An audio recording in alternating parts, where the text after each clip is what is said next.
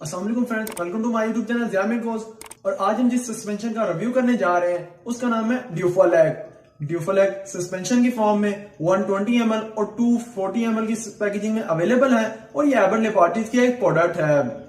अगर इसके active ingredient की बात की जाए तो वह है लैक्टुलोज। लैक्टुलोज जो कि एक सिंथेटिक डेरिवेटिव है एक डायसैकेराइड शुगर लैक्टोज का और एक नॉन एब्जॉर्बेबल और नॉन क्लीक फॉर्म है जो कि यूज होता है एज एन ऑस्मोटिक लैक्सेटिव के तौर पर और इंक्रीज करता है कोलोन की ऑस्मोटिक प्रेशर और कोलोन की एसिडिटी को, जिसकी वजह से जो आपका स्टूल वाटर कंटेंट है वो ज्यादा हो जाता है और आपका स्टूल सॉफ्ट हो जाता है, जो कि हेल्प आउट करता है आपको क्रोनिक कॉन्स्टिपेशन यानी कब्ज में। और इसके साथ ही ये लैक्टुलोज जो अमोनिया की एक्सक्रीशन होती है उसको भी इंक्रीज करता है, जिसकी वजह से जो आपकी लिवर डिजीज होती है जैसे कि अगर आपको पोर्टल सिस्टेमिक इंसेफेलोपैथी हो उसको भी ट्रीट करता है। अब अगर लैक्टुलोज की केमिकल स्ट्रक्चर को डिस्कस करें तो लैक्टुलोज का कुछ स्ट्रक्चर कुछ ऐसे है जो कि असल में एक डायसैकेराइड यानी दो मोनोसैकेराइड यूनिट्स हैं, एक ये जो कि ग्लैक्टोज रिंग है और एक ये जो कि फ्रुक्टोज रिंग है। तो लैक्टुलोज असल में ग्लैक्टोसाइल फ्रुक्टोज है।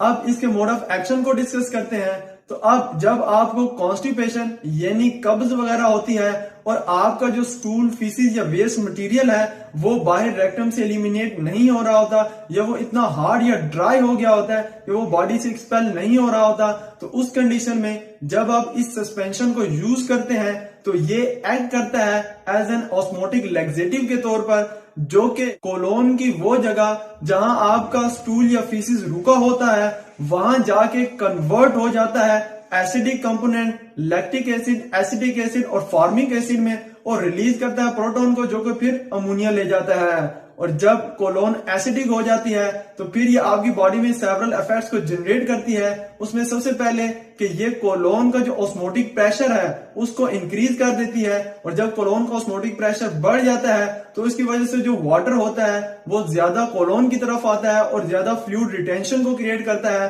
और जब फ्लूइड रिटेंशन ज्यादा हो जाती है तो इसकी वजह से जो आपका स्टूल या फीसिस होता है जो कि हार्ड हो चुका होता है वो सॉफ्ट हो जाता है और इसके साथ ही जो कोलोन की मूवमेंट है वो भी इजी हो जाती है, जिसकी वजह से जो आपका फीसिस है वो इजीली आपकी बॉडी से बाहर आउट होता है और इस तरह से आपको जो कब्ज होती है या क्रोनिक कॉन्स्टिपेशन होती है वो ट्रीट होती है। इसके साथ ही ये लैक्टुलोज आपकी गट में जो प्रोबायोटिक बैक्टीरियाज होते हैं जो कि आपकी डाइजेस्टिव सिस्टम में या डाइजेस्टिव ट्रैक्ट में हेल्प आउट करते हैं उनकी ग्रोथ को भी इंप्रूव करता है। और इसके साथ ही अमोनिया जो कि एक टॉक्सिक मेटाबोलाइट है और आपकी बॉडी में टॉक्सिसिटी और हार्मफुल इफेक्ट्स को जनरेट करता है और ये अमोनिया आपकी जो कोलोन होती है वहां पे प्रेजेंट होता है, वहां से एब्जॉर्ब होता है। तो ये लैक्टुलोज उस टॉक्सिक मेटाबोलाइट अमोनिया को अमोनियम आयन में कन्वर्ट कर देता है जो कि इजीली एब्जॉर्बेबल नहीं होता और इस तरह से आपकी बॉडी में टॉक्सिसिटी भी प्रोड्यूस नहीं होती और आपकी जो लिवर डिजीज होती है स्पेशली अगर आपको पोर्टल सिस्टेमिक एंसेफेलोपैथी हो वो ट्रीट होती है।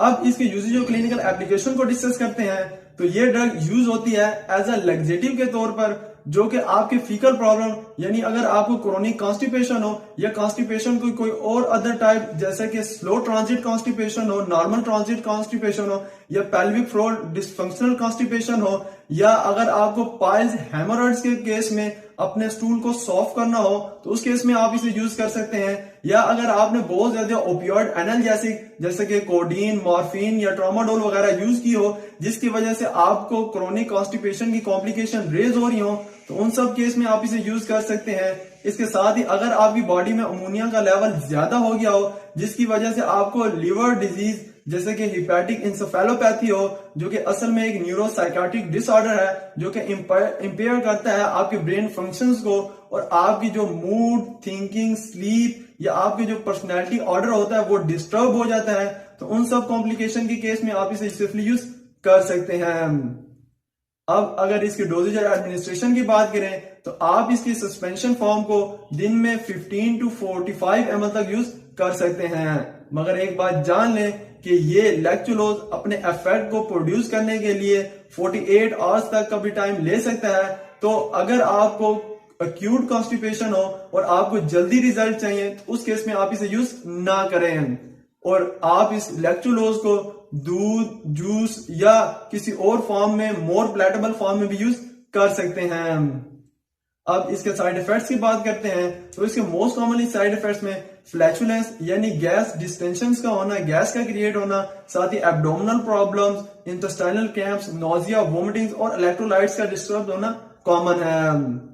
मगर लास्ट में आई पर्सनली सजेस्ट कि अगर आपको कोई भी कॉन्स्टिपेशन यानी कब्ज वगैरह की सिचुएशन हो तो उसके लिए आप फ्लूइड इनटेक को ज्यादा करें, डाइटरी फाइबर के सप्लीमेंट्स वगैरह यूज करें, अपने डाइट का जो ऑर्डर और पैटर्न है उसको मेंटेन करें, साथ ही रेगुलर फिजिकल एक्सरसाइज करें और अपने मूड को नॉर्मल रखें। तो अगर आपको मेरी ये वीडियो अच्छी लगी हो तो मेरी इस एफर्ट को अप्रिशिएट जरूर कीजिएगा। अपने और मेरे यूट्यूब चैनल का जरूर ख्याल रखिएगा। अल्लाह हाफिज।